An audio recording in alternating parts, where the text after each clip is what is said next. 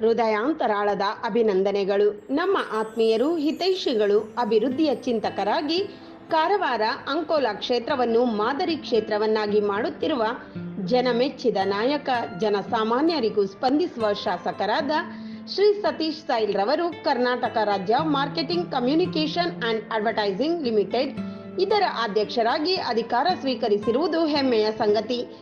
ನಿಮ್ಮ ಗೌರವಕ್ಕೆ ಸಚಿವ ಸ್ಥಾನ ಒದಗಿ ಬರಲೆಂದು ಶುಭ ಹಾರೈಸುತ್ತಾ ತಮ್ಮನ್ನು ಅಭಿನಂದಿಸುತ್ತೇನೆ.